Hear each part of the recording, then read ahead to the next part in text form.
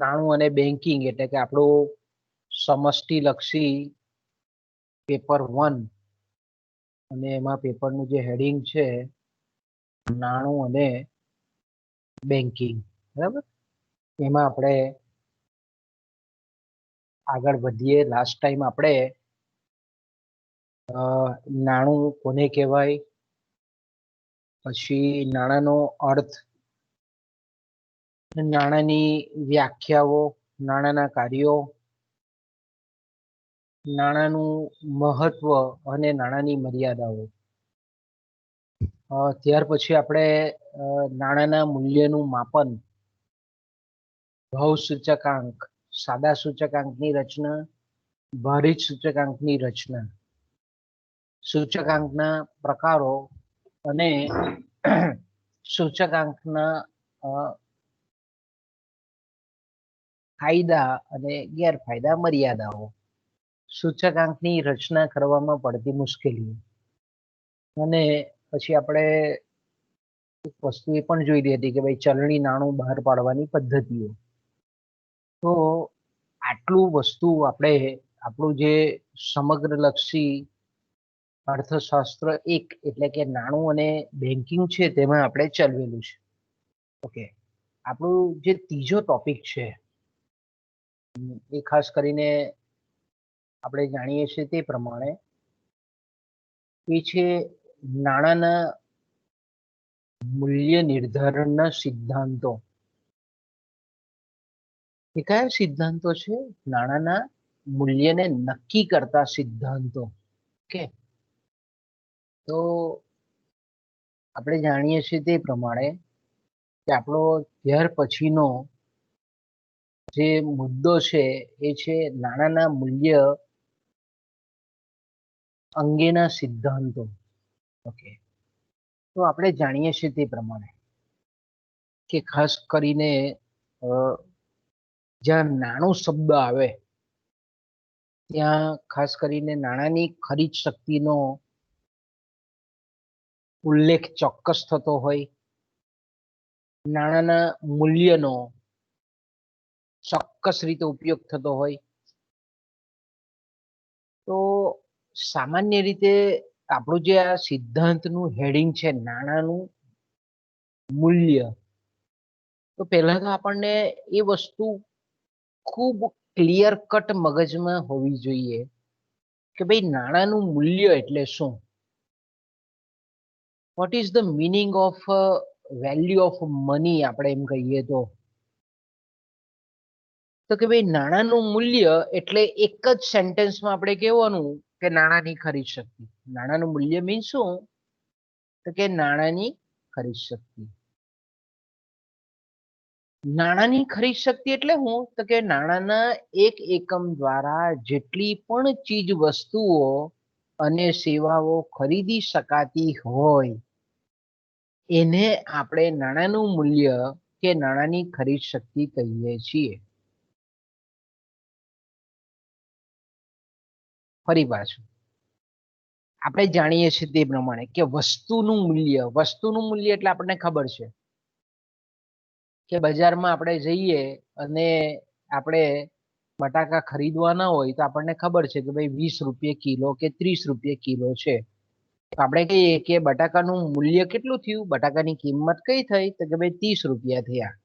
બજારમાં આપણે ખાંડ લેવા જઈએ છીએ, ખાંડ કિલોના 40 રૂપિયા છે, તો આપણે એમ કહી શકીએ કે ખાંડની કિંમત કે ખાંડનું મૂલ્ય એ 40 રૂપિયા છે. ઓકે, તો આપણે એમ કહીએ કે દરેક વસ્તુ કે સેવાનું મૂલ્ય એ નાણાંમાં નક્કી થાય છે. આપણે કહીએ ને કે ભાઈ મૂલ્ય પદ્ધતિ, જેને આપણે કિંમત પદ્ધતિ કહીએ છીએ, એ જો શક્ય બની હોય તો એ માત્ર ને માત્ર નાણાંને લીધે જ છે. નાણાંનો જ્યારથી જન્મ થયો ત્યારથી આપણે દરેક વસ્તુના મૂલ્યને આપણે નાણાંમાં દર્શાવીએ છીએ. પણ આપણે એમ કહીએ કે નાણાંનું સ્વયં મૂલ્ય શું? તો કે નાણાંનું સ્વયં મૂલ્ય, નાણાંની કિંમત શું? તો કે નાણાંની મૂલ્ય કે નાણાંની કિંમત એટલે નાણાંની ખરીદ શક્તિ, નાણાંનો જો પરચેઝિંગ પાવર છે, પરચેઝ નાણાં વડે આપણે જેટલી પણ ચીજ વસ્તુઓ ખરીદી શકીએ છીએ એને આપણે નાણાંનું મૂલ્ય કહીએ છીએ. દાખલા તરીકે આપણે એમ કહીએ કે ધારો કે આપણી પાસે 100 રૂપિયા છે, બરાબર, અને એ 100 રૂપિયા વડે ધારો કે આપણે બજારમાં જઈએ છીએ અને આપણે કોઈક એક વસ્તુ ધારો કે માની લઈએ કે ભાઈ આપણે બજારમાં જઈને આપણે દૂધ ખરીદવા માંગીએ છીએ. ઓકે, ધારો કે આપણે એમ કહીએ કે બજારમાં ભાવ 40 રૂપિયા લીટર દૂધ મળે છે. ઓકે, આપણે ધારો કે એક જ વસ્તુ ખરીદવા સરળતા ખાતર સમજી શકાય એટલા માટે ધારો કે આપણે બજારમાં જઈએ છીએ 100 રૂપિયાની નોટ લઈને અને આપણે દૂધ એક જ વસ્તુ લાવવાની છે એવું માની લઈએ આપણે, તો 100 રૂપિયા વડે વધારેમાં વધારે કેટલા લીટર દૂધ લાવી શકીએ આપણે? કોણ જવાબ આપશે મને? 100 રૂપિયા આપણે બજારમાં લઈ જઈએ અને 40 રૂપિયા ભાવ હોય તો કેટલું લીટર આપણે દૂધ લાવી શકીએ?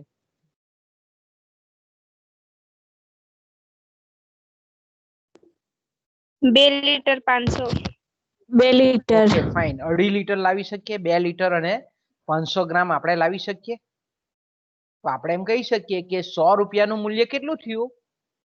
તો કે ભાઈ 2.5 લીટર દૂધ થયું. 2 લીટર ને 500 ગ્રામ દૂધ થયું 100 રૂપિયાનું મૂલ્ય. હવે ધારો કે આપણે જાણીએ છીએ તે પ્રમાણે કે બજારમાં ચીજ વસ્તુઓના ભાવો એ વધઘટ થતી હોય છે. કે ભાઈ આજે 40 રૂપિયા લીટર છે, તો હવે લગભગ 15 દિવસ પછી કે મહિના પછી ધારો કે આપણે બજારમાં જઈએ છીએ ને એ જ દૂધ આપણને 50 રૂપિયા ધારો કે મળે છે. તો હવે કેટલા એ 100 રૂપિયા વડે કેટલા લીટર આપણે ખરીદી શકીએ? ધારો કે દૂધનો ભાવ 40 રૂપિયા પ્રતિ લીટર પરથી વધીને 50 રૂપિયા થાય. હવે કેટલા લીટર ખરીદી શકીએ આપણે? 2 લીટર. 2 લીટર ખરીદી શકીએ, બરાબર. હવે ધારો કે આપણે આનાથી ઉલટું વિચારીએ.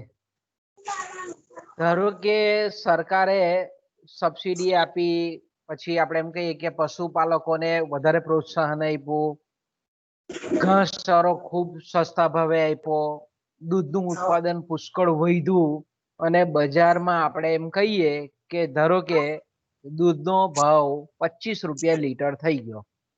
તો હવે 100 રૂપિયા વડે કેટલું ખરીદી શકીએ આપણે?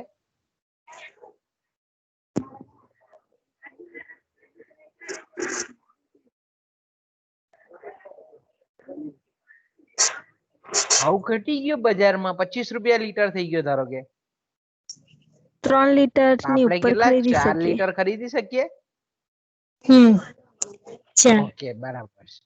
તો હવે અહીંયા મારો મૂળ મુદ્દો આપણે સમજવાનો મુદ્દો આ છે કે નાણાંની જે ખરીદ શક્તિ છે, નાણાંનું મૂલ્ય છે, તેનો આધાર કોના પર છે? તો કે ભાઈ ચીજ વસ્તુઓ અને સેવાઓના ભાવ પર છે. એટલે હંમેશા આપણે નાણાંનું મૂલ્ય કે નાણાંની ખરીદ શક્તિ કોના સંદર્ભે આપણે વ્યક્ત કરીએ છીએ? તો કે ભાઈ ભાવ સપાટી દ્વારા. એટલે આપણે એમ કહીએ કે વસ્તુ કે સેવાના ભાવમાં જો વધારો થાય કે ઘટાડો થાય તો એની સાથે નાણાંનું મૂલ્ય પણ વધે કે ઘટે છે.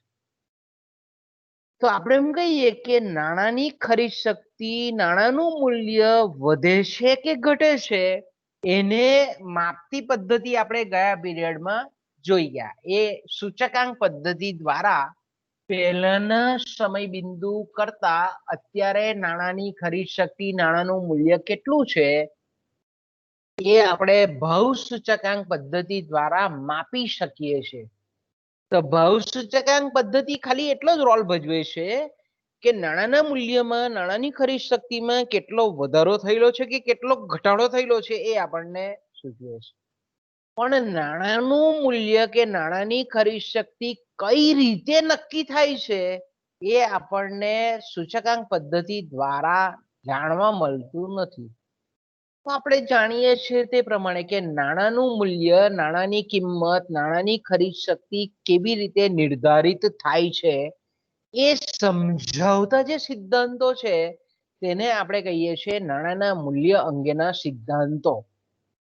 તો આપણે માટે કહીએ કે ભાઈ નાણાંનું મૂલ્ય કઈ રીતે નક્કી થાય છે એની ચર્ચા અર્થશાસ્ત્ર જ્યારથી આપણે એમ કહીએ કે શાસ્ત્ર બન્યું, વિજ્ઞાન બન્યું, ત્યારથી જ આપણે એમ કહીએ કે અર્થશાસ્ત્રીઓ નાણાંનું મૂલ્ય કઈ રીતે નક્કી થાય છે એ માટેના ઘણા બધા પ્રયાસો સિદ્ધાંતોના સ્વરૂપમાં આપેલા છે.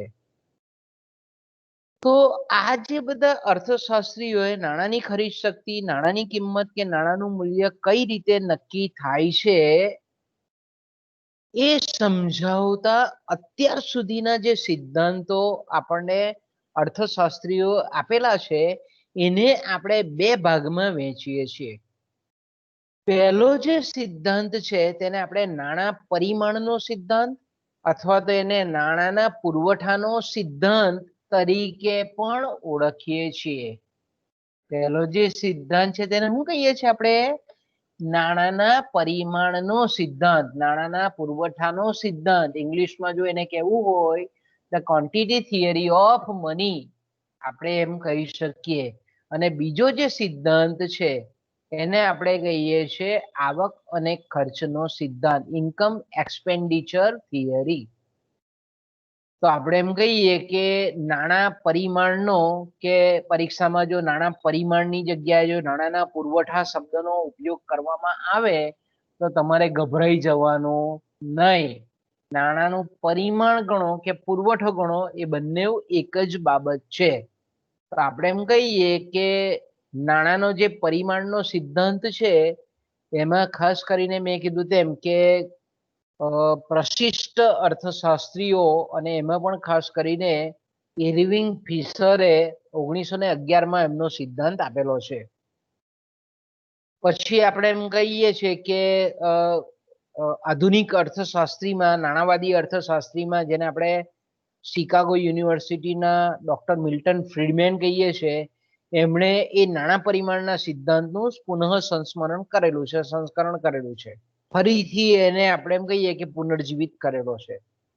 અને બીજો જે સિદ્ધાંત છે આવક અને ખર્ચનો સિદ્ધાંત, એ આવક અને ખર્ચનો જે સિદ્ધાંત છે એ કેઇન્સે આપેલો સિદ્ધાંત છે અને તે 1936માં એમનું જે જનરલ થિયરી નામનું પુસ્તક હતું તેમાં આપેલો સિદ્ધાંત છે.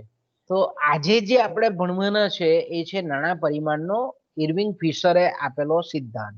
ઓકે, હવે આપણે એમ કહીએ કે નાણાં પરિમાણના સિદ્ધાંતનું જો ઐતિહાસિક પૃષ્ઠભૂમિમાં આપણે થોડુંક ખેડાણ કરીએ તો આપણને ખબર પડે કે એના જે મૂળ છે તે ઘણા બધા ઊંડા છે. તો ભાઈ નાણાં પરિમાણનો જે સિદ્ધાંત છે તેને આપણે નાણાકીય સિદ્ધાંત તરીકે પણ ઘણી વખત ઓળખીએ છીએ. અને ખાસ કરીને આપણે એમ કહીએ કે એના જે મૂળ છે તે 16મી સદીમાં ઇટાલીનો જે અર્થશાસ્ત્રી હતા ડેવન જેટ્ટી, એ ડેવન જેટ્ટીએ આ સિદ્ધાંત સૌ પ્રથમ વાર આપેલો હતો. ત્યાર પછી આપણે જાણીએ છીએ તે પ્રમાણે કે જાણીતા જેને આપણે વ્યાપારવાદી કહીએ છીએ, અંગ્રેજ વ્યાપારવાદી જોન લોક અને ડેવિડ હ્યુમ, એ ડેવિડ હ્યુમે આપણે કીધું તેમ કે એનો જે સમયગાળો હતો તે 18મી સદીનો, 16મી થી 18મી સદીનો જે આપણે સમયગાળો જેને આપણે વ્યાપારવાદી વિચારધારા કહીએ છીએ. તો આ ગાળામાં આપણે એમ કહીએ કે જોન લોક અને ડેવિડ હ્યુમે આ સિદ્ધાંતને વધારે વિકસાવ્યો. એટલે કોને? તો કે નાણાં પરિમાણના સિદ્ધાંતને વધારે વિકસાવ્યો. એ જ રીતે આપણે એમ કહીએ કે બીજા જે વ્યાપારવાદીઓ છે તે જીન બોદિન અને રિચર્ડ કેન્ટિલોન, એણે પણ આપણે એમ કહીએ કે આ સિદ્ધાંતને વિકસાવવામાં મહત્વનો ફાળો આપેલો છે. એટલે આપણે એમ કહીએ કે પ્રશિષ્ટ અર્થશાસ્ત્રીઓના જે કંઈ પણ આર્થિક સિદ્ધાંતો છે એમાં નાણાં પરિમાણનો જે સિદ્ધાંત છે એ સિદ્ધાંતે આપણે એમ કહી શકીએ કે કેન્દ્રીય સ્થાન મેળવેલું છે એમ આપણે કહી શકીએ. એટલે પ્રશિષ્ટ અર્થશાસ્ત્રીઓ ઘણા બધા વિચારો આપેલા છે, ઘણા બધા સિદ્ધાંતો આપેલા છે, પણ એમાં જો આપણે એમ કહીએ કે મહત્વનું સ્થાન જો ધરાવતો હોય તો એ નાણાં પરિમાણનો સિદ્ધાંત છે. તો આપણે એમ કહીએ કે તમે વિચાર કરો છો કે 16મી સદીમાં ડેવન જેટ્ટીએ ઇટાલીના વિચારકે પહેલી વખત આ સિદ્ધાંતના બીજ રોપેલા હતા અને એ ક્યાં સુધી માન્ય રહ્યો તો કે 20મી સદી 1936માં કેઇન્સે પોતાનું જે પુસ્તક લખ્યું ધ જનરલ થિયરી, એટલે કેઇન્સે જે નવો જે સિદ્ધાંત આપ્યો આવક અને ખર્ચનો, ત્યાં સુધી આપણે એમ કહીએ કે આ સિદ્ધાંત નાણાંના મૂલ્યને નક્કી કરવા માટે વપરાતો હતો, ઉપયોગમાં લેવાતો હતો. પણ મેં કીધું તેમ કે 1936માં જ્યારે કેઇન્સે આવક અને ખર્ચનો સિદ્ધાંત આપ્યો ત્યારથી આપણે એમ કહીએ કે એનું મહત્વ થોડુંક ઘટ્યું. જો મહત્વ તદ્દન નિર્મૂળ થઈ ગયેલું છે હું કહેવા નથી માંગતો, એનું કેવું થયું, મહત્વ થોડુંક ઘટ્યું. પણ પછી આપણે એમ કહીએ કે પાછું શિકાગો યુનિવર્સિટીના મેં કીધું તેમ કે જે નોબેલ પારિતોષિક વિજેતા એવા મિલ્ટન ફ્રીડમેને આજે પ્રશિષ્ટોએ આપેલો જે નાણાં પરિમાણનો સિદ્ધાંત છે એનું એણે પુનર્કથન કરીને એને નવસંસ્કરણ કર્યું, નવું જીવન આપ્યું. એટલે આપણે એમ કહીએ કે આજે પણ બે સિદ્ધાંતો બંનેનું મહત્વ સરખું છે. નાણાં પરિમાણનો સિદ્ધાંત આજે પણ આપણે એમ કહીએ કે એકદમ અજય યોદ્ધાની જેમ ઉભો રહેલો છે એમ આપણે કહી શકીએ. એટલે કે નાણાંનું મૂલ્ય નક્કી કરવામાં નાણાં પરિમાણનો સિદ્ધાંત એ આજે પણ એનો ઉપયોગ આપણે કરીએ છીએ. ઓકે, નાણાં પરિમાણનો સિદ્ધાંત આપણે સરળો સમજવો એકદમ સરળ છે. આકૃતિ તમે જોવો એટલે તમને થોડોક અંદાજો આવી જાય કે ભાઈ નાણાં પરિમાણનો સિદ્ધાંત આપણને જે શાબ્દિક શબ્દોમાં આપણે કહીએ તો એવું કહેવા માંગે છે. બરાબર, જોજો સાંભળજો કે ભાઈ નાણાંના મૂલ્યનો આધાર, નાણાંની ખરીદ શક્તિનો આધાર એ નાણાંના પુરવઠા કે નાણાંના પરિમાણ ઉપર છે. તો હવે એનું આપણે સેન્ટેન્સ ગોઠવીએ કે ભાઈ નાણાં પરિમાણનો સિદ્ધાંત શું છે એકચ્યુઅલમાં. તો આપણે એમ કહી શકીએ કે જો અન્ય પરિબળો સ્થિર રહે તો, જો અન્ય પરિબળો યથાવત રહે તો, અન્ય પરિબળો યથાવત રહે તો નાણાંનો પુરવઠો, નાણાંનું પરિમાણ અને ભાવ સપાટી વચ્ચે સીધો અને સપ્રમાણ સંબંધ છે. નાણાં પરિમાણનો સિદ્ધાંત આપણને શું કહેવા માંગે છે કે ભાવ સપાટીને અસર કરતા અન્ય પરિબળો જો સ્થિર રહે તો, ભાવ સપાટીને અસર કરતા અન્ય પરિબળો સ્થિર રહે તો એનો મતલબ શું થાય તો કે ભાઈ એમાં કુદરતી સંપત્તિ આપણે કહીએ કે કુદરતી આપત્તિઓ આવેલી હોવી જોઈએ નહીં, રાજકીય પલટાઓ થયેલા હોવા જોઈએ નહીં, પછી યુદ્ધ જેવી પરિસ્થિતિનું નિર્માણ થયેલું હોવું જોઈએ નહીં, કોરોના જેવી જે આપણે એમ કહીએ કે ભયંકર રોગચાળો થયેલો હોવો જોઈએ નહીં, અતિવૃષ્ટિ થયેલી હોવી જોઈએ નહીં, ધરતીકંપ થયેલો હોવો જોઈએ નહીં. આ બધા પરિબળો શું કરે છે વસ્તુના અને આપણે એમ કહીએ કે સેવાના પુરવઠાને અસર કરતા પરિબળો છે. એટલે ભાવ સપાટીને સીધી રીતે અસર કરે છે આ બધા પરિબળો હું જે બોલી ગયો તે.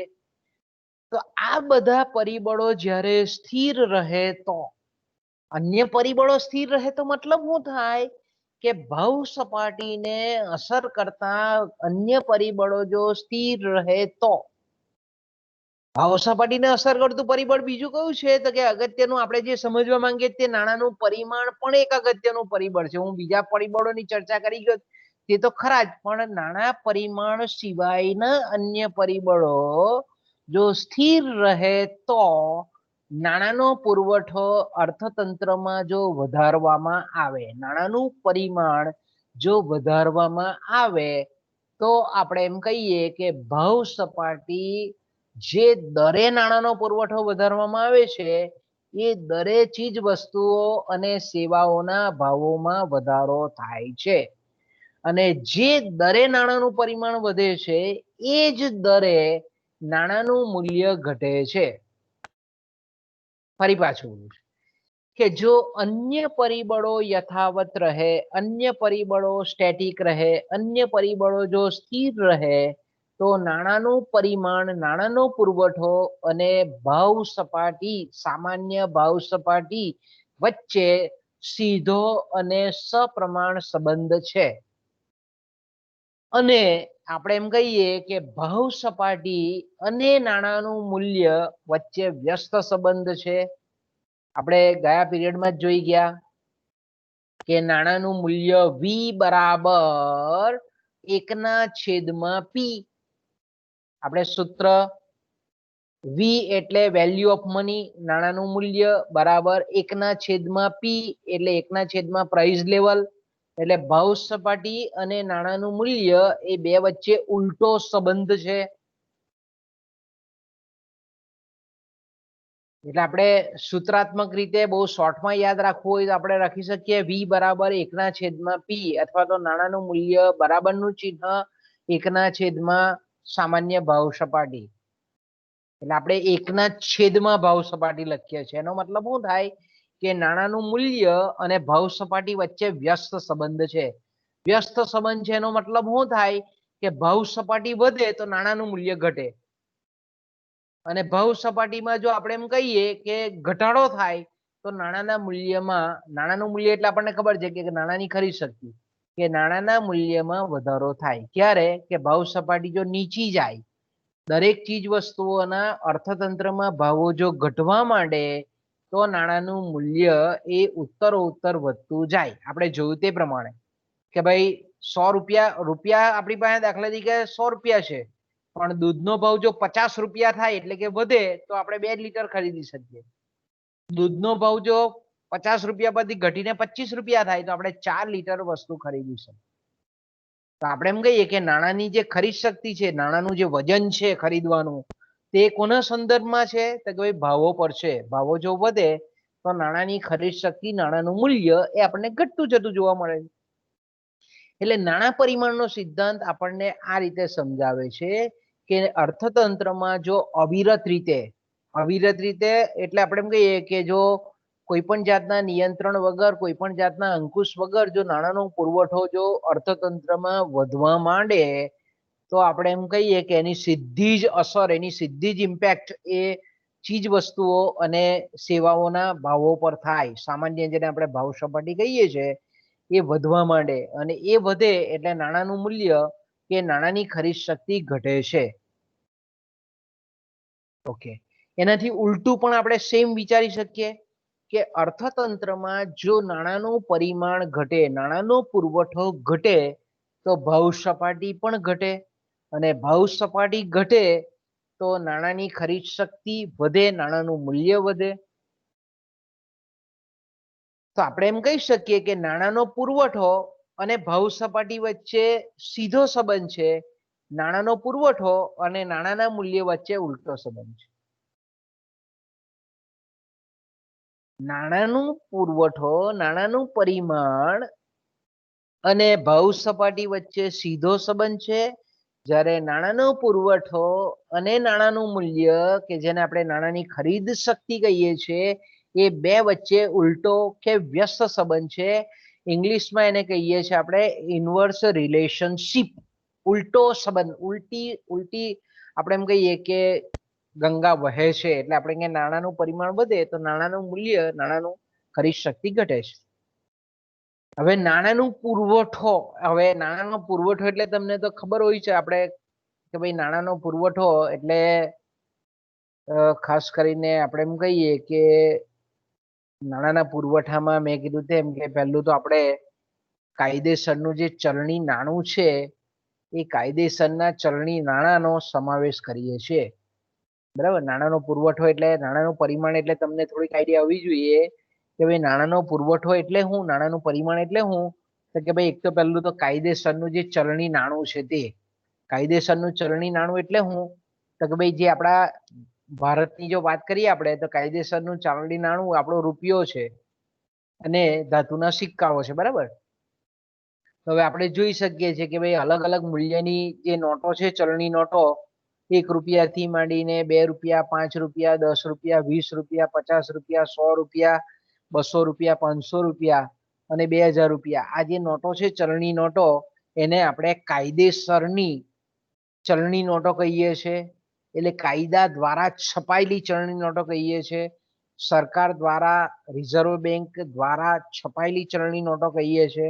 ઓકે, પછી સિક્કાઓ પણ આપણે જાણીએ છીએ કે અલગ અલગ મૂલ્યના જે સિક્કાઓ છે 50 પૈસાથી માંડીને 1 રૂપિયો, 2 રૂપિયા, 5 રૂપિયા, 10 રૂપિયા, આ જે સિક્કાઓ છે તે સિક્કાઓને આપણે કાયદેસરનું ચલણી નાણું કહીએ છીએ, કાયદેસરનું ચલણી નાણું. અચ્છા, બીજું જેને આપણે નાણાંના પુરવઠામાં જેનો સમાવેશ કરીએ છીએ તે એ છે બેંકોની માંગ પાત્ર થાપણો. બેંકોની માંગ પાત્ર થાપણો એટલે હું તો બેંકની એવી ડિપોઝિટો કે જેને આપણે માંગતાની સાથે ઉપાડી શકીએ, જેને આપણે અલ્પકાલીન થાપણો કહીએ છીએ, જેને આપણે ચેક વડે, જેને આપણે સ્લીપ વડે, જેને આપણે એટીએમ કાર્ડ વડે, જેને આપણે આપણા મોબાઈલથી ઉપાડી શકીએ છીએ, એવી જે થાપણો છે તેને આપણે કહીએ છીએ બેંકોની માંગ પાત્ર થાપણો. તો આપણે એમ કહીએ કે બેંકોની માંગ પાત્ર થાપણો વત્તા આપણે એમ કહી શકીએ કે બેંકોએ જે કંઈ પણ શાક સર્જન કરીને, જે ધિરાણોનું સર્જન કરીને જે કંઈ પણ આવી માંગ પાત્ર થાપણોની સર્જના કરેલી છે, ઉત્પન્ન કરેલી છે, એ બધી જ થાપણોનો સમાવેશ આપણે નાણાંના પુરવઠામાં કરીએ છીએ. ઓકે, તો આપણે એમ કહીએ કે નાણાંનો પુરવઠો એટલે મધ્યસ્થ બેંક આપણે એમ કહીએ કે નવી ચલણી નોટો છાપે, ધારો કે બરાબર છે, ચલણી નોટો નવી છાપતી હોય, પછી આપણે એમ કહીએ કે થોડાક સમય પહેલા તમે જોઈ શકો છો કે આપણા સર્ક્યુલેશનમાંથી જૂની 500ની નોટ અને 1000 રૂપિયાની નોટો ચલણમાંથી ખેંચી લીધેલી હતી પાછી. તો આપણે એમ કહીએ કે સરકારે ચલણમાંથી ખેંચી લીધી એટલે સીધું નાણાંનું પરિમાણ ઘટી ગયું. આપણે એમ કહી શકીએ કે જો મધ્યસ્થ બેંક કે સરકાર જ્યારે આપણે એમ કહીએ કે નવી ચલણી નોટો છાપીને બજારમાં મૂકે તો આપણે એમ કહીએ કે નાણાંનું પરિમાણ કે પુરવઠો વધે. અને સરકાર જ્યારે પણ નાણાંનું પરિમાણ કે પુરવઠો વધારતી હોય તો અલ્ટિમેટલી એ લોકોના હાથમાં આવે, સામાન્ય લોકોના હાથમાં આવે. કોઈક ને કોઈક યોજના દ્વારા, કોઈક ને કોઈક પ્રોજેક્ટ દ્વારા, કે કોઈક ને કોઈ સબસિડી કે સહાય કે અન્ય રીતે આપણે એમ કહીએ કે સરકાર કે મધ્યસ્થ બેંક જ્યારે નાણાંનું પરિમાણ વધારે ત્યારે લોકો પાસે આવે, અને લોકો પાસે નાણું આવે વધારે એટલે લોકોની વૃત્તિ કેવી હોય, વપરાશ વૃત્તિ એ બજાર તરફ લઈ જાય એને. એટલે બજારમાં લાવ લાવ લાવ પૈસા આપણે એમ કહીએ ને કે આવે એટલે આપણા ખિસ્સામાં આવે એટલે આપણે ઘરે ઠરીને બેસતા નથી, આપણે બજાર તરફ જઈએ છીએ, બજાર બાજુ દોટ મૂકીએ છીએ. આપણે ચીજ વસ્તુઓની માંગ કરીએ છીએ, માંગ કરીએ છીએ એટલે ભાવ વધે છે, માંગ કરીએ છીએ એટલી ઝડપથી વસ્તુનો પુરવઠો વધતો નથી એટલે ભાવ સપાટી વધે છે. નાણાંનું પરિમાણ જેટલી ઝડપથી વધે છે, લોકો પાસે જેટલા નાણાં આવે છે એટલી વસ્તુની માંગ ઊભી કરે છે, એટલા આપણે એમ કહીએ કે વસ્તુનો પુરવઠો સરળતાથી ઊભો થતો નથી. કે ભાઈ અત્યારે આપણે રીંગણાની માંગ કરીએ પણ રીંગણા કઈ રાતોરાત એવું થોડું છે કે ભાઈ આજે બી નાખ્યું ને કાલે સાંજે પાકી જાય, એવું તો છે નહીં. આપણે અત્યારે કાપડ માંગ્યું તરત જ એ પ્રોડ્યુસ થઈને બહાર આવી જાય એવું તો નથી, કારણ કે કાપડ બનાવતા કોઈ પણ વસ્તુ આપણે ઉત્પાદન કરતા સમયગાળો લાગે. એટલે આપણે એમ કહી શકીએ કે નાણાંનો પુરવઠો વધે તો લોકો પાસે નાણું આવે, અને લોકો પાસે નાણું આવે એટલે લોકો નાણાં આપણે વસ્તુઓની સેવાની માંગ કરે, અને માંગ કરે એટલે ભાવો વધે, એટલે ભાવો વધે એટલે આપણે એમ કહીએ કે નાણાંની ખરીદ શક્તિ મૂલ્ય ઘટે. ઓકે, ટૂંકમાં અહીંયા આપણે શોર્ટ એન્ડ સ્વીટમાં એટલું સમજવાનું છે કે નાણાં પરિમાણનો સિદ્ધાંત આપણને એવું સમજાવે છે કે અર્થતંત્રમાં જ્યારે પણ અવિરત રીતે જો નાણાંનો પુરવઠો વધારવામાં આવે તો તેની સીધી અસર, સપ્રમાણાત્મક અસર, પ્રપોર્શનેટ રીતે આપણે એમ કહીએ કે ભાવ સપાટીમાં વધારો થાય છે. અને જેટલા દરે ભાવ સપાટીમાં વધારો થાય છે એટલા દરે નાણાંનું મૂલ્ય એ આપણને ઘટતું જતું જોવા મળે છે. એટલે આ આકૃતિમાં તમે જોઈ શકો છો કે આકૃતિમાં મેં આ રીતે બતાવેલી છે. જો કે આ ભાવ સપાટી આપણે વાય અક્ષ પર લીધેલી છે અને એક્સ અક્ષ પર નાણાંનું પરિમાણ લીધેલું છે, નાણાંનો પુરવઠો આપણે લીધેલો છે. ઓકે, હવે નાણાંનો પુરવઠો આપણે ટકાવારીમાં લીધેલો છે, ભાવ સપાટી પણ ટકાવારીમાં લીધેલી છે. ધારો કે આપણે એમ કહીએ કે નાણાંનું પરિમાણ 0 થી a એટલે આપણે એમ કહીએ કે ધારો કે અહીંયા 20% પ્રમાણે આપણે વધાર્યું છે. ઓકે, તો આપણે અહીંયા જોઈએ છે કે આ રેખા છે એ રેખા આપણને કેવી બતાવે છે, હકારાત્મક ઢાળવાળી રેખા છે. તો આપણે એમ કહીએ કે આ રેખા આપણને એવું કહેવા માંગે નાણાંનો પુરવઠો વધે છે તો સીધી જ એની અસર ભાવ સપાટી પર થાય છે એટલે 20% જો નાણાંનો પુરવઠો વધે તો 20% ભાવોમાં વધારો થાય, 20% ભાવ સપાટી ઊંચી જાય. દાખલા તરીકે આપણે એમ કહીએ કે ઓએ પરથી નાણાંનું પરિમાણ વધારીને ઓબી કર્યું, એટલે કે આપણે એમ કહીએ કે નાણાંનું પરિમાણ 50% વધાર્યું, તો આપણે એમ કહી શકીએ કે ભાવ સપાટી પણ 50% વધે છે. એટલે ટૂંકમાં આપણે એમ કહીએ કે જે ટકાવારી દરે નાણાંનો પુરવઠો વધે છે એ જ ટકાવારી દરે ભાવ સપાટીમાં પણ વધારો થાય છે.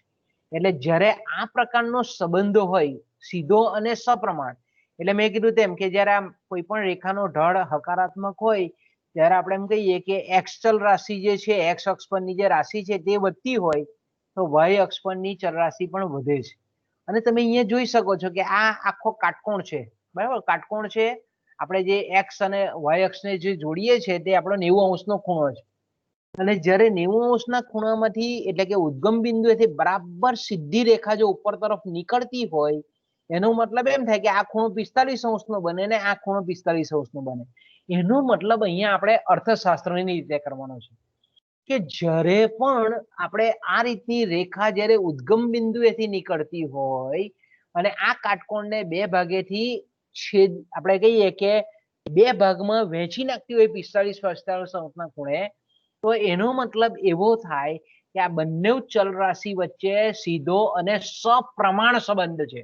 શબ્દ કયો છે? સપ્રમાણ. એટલે અહીંયા આપણે કહીએ કે જ્યારે આ રીતની રેખા 45° ખૂણેથી બરાબર વચ્ચેથી નીકળતી હોય એનો મતલબ આપણે એમ કહી શકીએ કે નાણાંનો પુરવઠો 20% વધે છે તો ભાવો પણ 20% વધે. નાણાંનો પુરવઠો 50% વધે છે તો ભાવ સપાટીમાં પણ 50% વધારો થાય છે. આનાથી ઉલટું જો 20% જો નાણાંનો પુરવઠો વધે છે તો 20% ભાવ વધે છે, એનો મતલબ એમ થાય કે નાણાંનું મૂલ્ય 20% ઘટે છે. નાણાંનું પરિમાણ જો 50% વધે છે તો આપણે એમ કહીએ કે ભાવ સપાટી પણ 50% વધે છે. ભાવ સપાટી 50% વધે છે એટલે નાણાંનું મૂલ્ય 50% ઘટે છે. સપ્રમાણ. આ જ્યારે 45° ખૂણેથી રેખા ઉદ્ગમ બિંદુએથી એટલે કે નીચેથી એટલે ડાબી બાજુથી જમણી બાજુ ઉપર તરફ જતી હોય તો આપણને આ સીધો અને સપ્રમાણ સંબંધ દર્શાવે છે. એટલે આ તમે જુઓ કે આ જે આપણો ગાળો છે તેટલો જ ગાળો અહીંયા આવવો જોઈએ, તો આપણે એમ કહીએ કે આ સપ્રમાણ સંબંધ છે. તો નાણાં પરિમાણનો સિદ્ધાંત આપણને આ બાબત પર ભાર મૂકે છે. નાણાં પરિમાણનો સિદ્ધાંત આપણને શું સમજાવે છે કે નાણાંના પરિમાણ પુરવઠા અને ભાવ સપાટી વચ્ચે સીધો અને સપ્રમાણ સંબંધ છે. આ આકૃતિ મગજમાં યાદ રાખો એટલે તમારે એનું મેઇન વિધાન છે તે મગજમાં આરામથી આવી જાય. ઓકે, આગળ જઈએ આપણે.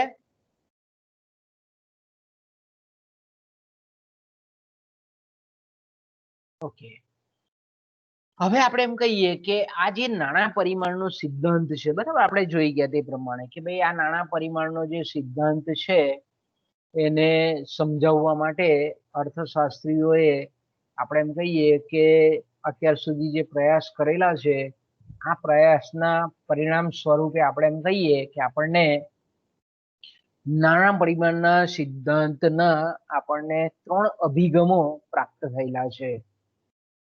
એટલે આપણે એમ કહી શકીએ કે આ 3 જે અભિગમો છે એ ખરેખર આપણે જોઈએ તો પોતે નાણાં પરિમાણના સિદ્ધાંતો નથી, પણ ઉપર જે આપણે સમજાવ્યું કે નાણાં પરિમાણના જે સિદ્ધાંત છે તેને સમજાવતા ખરેખર સાધનો છે એમ કહી શકાય. મૂળ આપણો જે હેતુ છે, મૂળ ઉદ્દેશ છે એ છે નાણાં પરિમાણનો સિદ્ધાંત. પણ આ સિદ્ધાંતને અલગ અલગ અભિગમો દ્વારા જે આપણે સમજાવીએ છીએ એટલે એને આપણે કહીએ છીએ સાધનો. એટલે આપણે એમ કહી શકીએ કે ફિશરનો જે સિદ્ધાંત છે નાણાં પરિમાણનો એ એકચ્યુઅલી નાણાં પરિમાણના સિદ્ધાંતને સમજાવતું એક સાધન છે, એક ટૂલ છે એમ આપણે કહી શકીએ, એક અભિગમ છે. એટલે પહેલો જે નાણાં પરિમાણના સિદ્ધાંતને સમજાવતો જે અભિગમ છે એને આપણે ફિશરનો સોદાકીય અભિગમ અથવા તો એને આપણે કહીએ છીએ ફિશરનું વિનિમય સમીકરણ. એને બીજું પરીક્ષામાં તમને બેમાંથી કોઈ પણ પૂછે, જો 3 રીતે પૂછાય છે કે ભાઈ ફિશરનો નાણાં પરિમાણનો સિદ્ધાંત ટીકાત્મક રીતે સમજાવો. બીજી રીતે આપણને એવી રીતે પૂછાય છે કે ભાઈ ફિશરનો સોદાકીય અભિગમ છે તેની વિગતે સમજૂતી આપો. અને ત્રીજો પ્રશ્ન એ રીતે પૂછાય કે ફિશરે આપેલું વિનિમયનું સમીકરણ ધારણાઓ અને ટીકાઓ સહિત સમજાવો. પરીક્ષામાં શબ્દ કોઈ પણ આપણે કહીએ કે પેપર સેટર કોઈ પણ શબ્દ મૂકે, આપણે થોડીક આપણી વિવેક બુદ્ધિ નો ઉપયોગ કરી અને જે પ્રશ્નમાં જે પ્રકારનું પૂછ્યું હોય એ પ્રકારે આપણે લખવાનો પ્રયત્ન કરવાનો. ઓકે, બીજો જે છે આપણે એમ કહીએ કે પહેલો જે અભિગમ છે નાણાં પરિમાણના સિદ્ધાંતને સમજાવતું પહેલું જે સાધન છે એ ફિશરનો અભિગમ છે. પછી બીજો આપણે એમ કહીએ કે અભિગમ જે છે એ છે આપણે એમ કહીએ કે ખાસ કરીને કેમ્બ્રિજ યુનિવર્સિટી, અહીંયા શબ્દ વાપરેલો છે કેમ્બ્રિજ અર્થશાસ્ત્રીઓ, બરાબર. હવે અહીંયા આપણા ઘણા વિદ્યાર્થીઓને ખબર હશે કે કેમ કે ભાઈ કેમ્બ્રિજ યુનિવર્સિટી એ ખાસ કરીને ઇંગ્લેન્ડની બહુ ખ્યાતનામ યુનિવર્સિટી છે.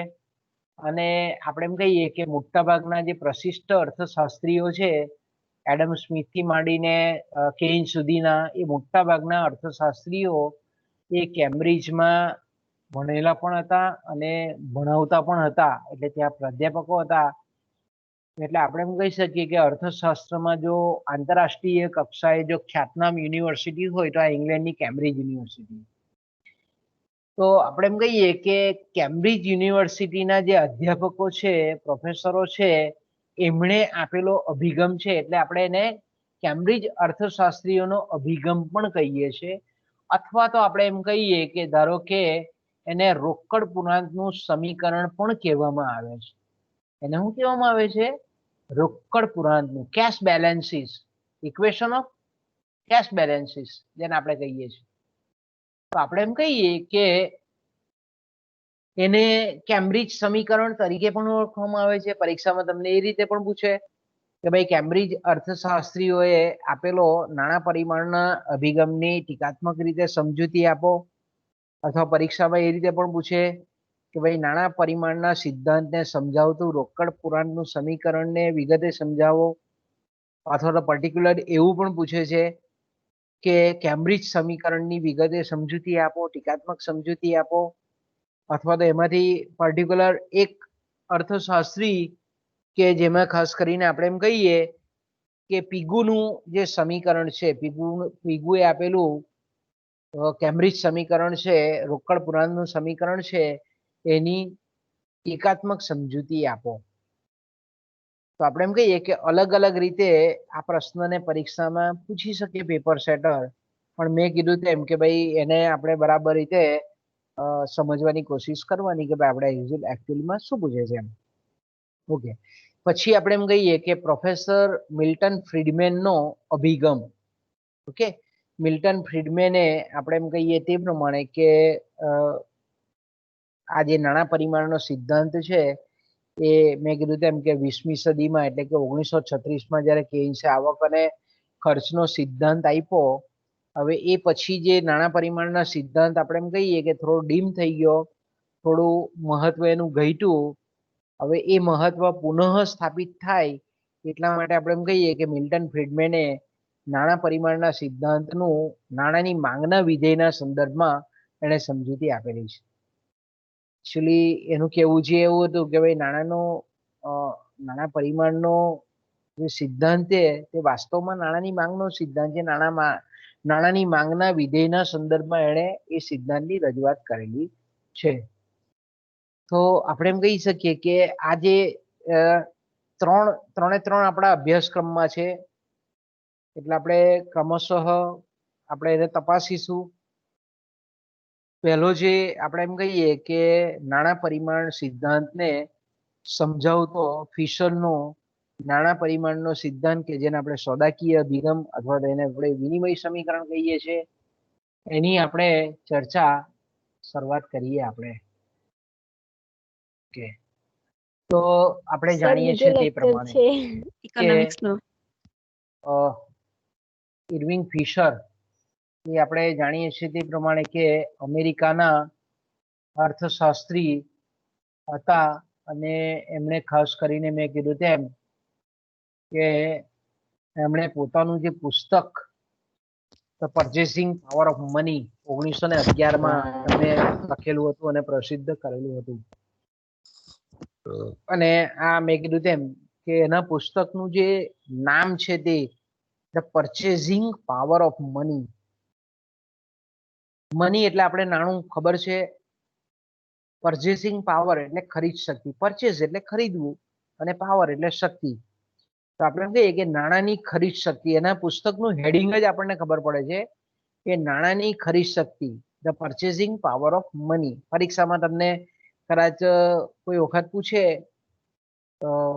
વૈકલ્પિક પ્રશ્નમાં કે ભાઈ કોઈ વખત લાંબા 2 માર્કના પ્રશ્નમાં પણ પૂછે કે ભાઈ ફિશરે કયું પુસ્તક ક્યારે લખેલું હતું, તો આપણને તરત સ્ટ્રાઇક જવી જોઈએ કે ફિશરે ઈસવીસન 1911માં the purchasing power of money નામનું પુસ્તક લખેલું હતું. અને એમાં ખાસ કરીને આપણે એમ કહીએ કે એક સમીકરણ દ્વારા, એક સમીકરણ આપીને એણે નાણાં પરિમાણના સિદ્ધાંતને સમજૂતી એણે આપવાની કોશિશ કરેલી છે.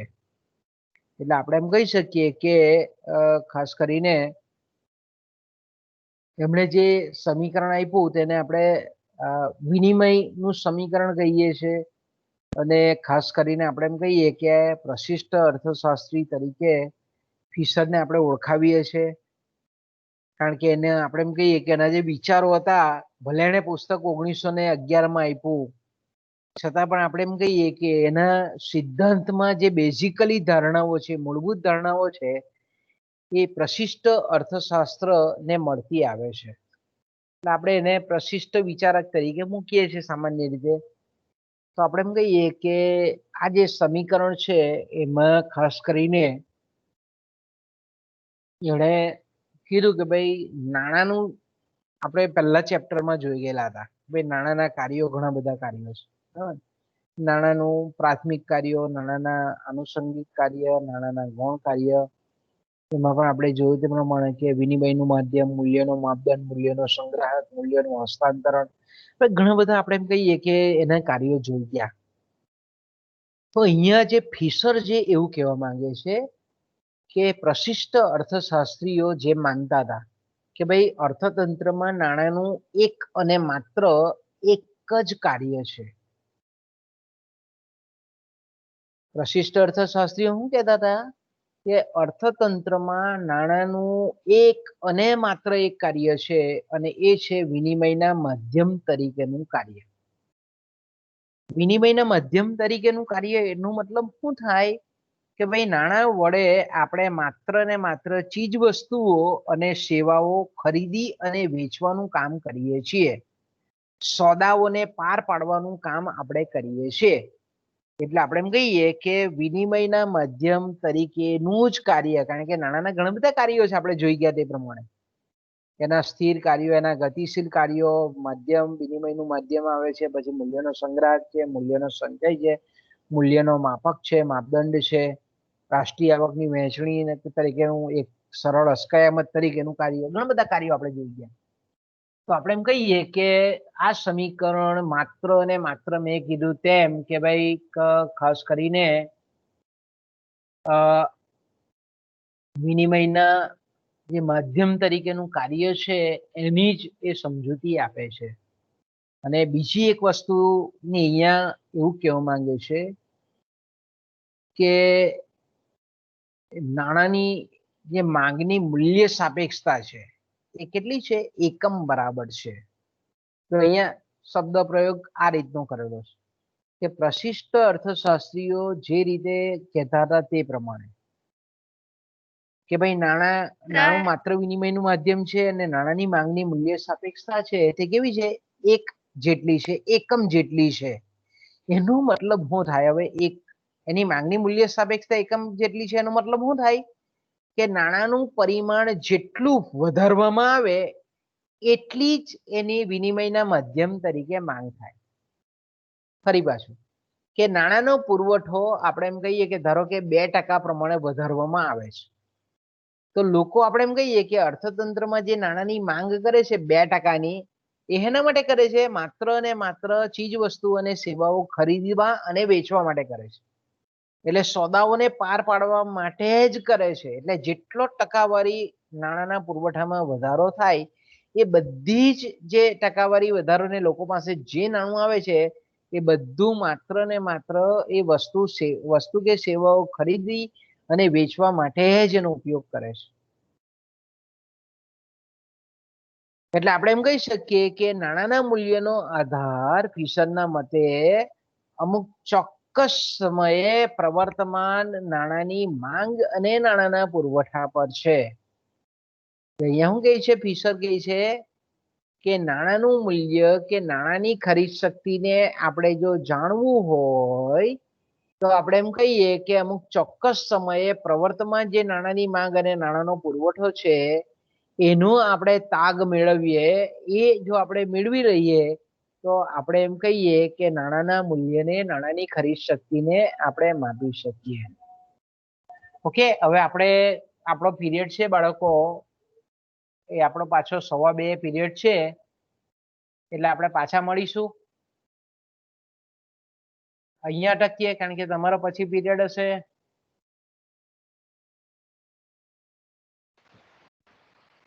ઓકે, અહીંયાથી અટકીએ આપણે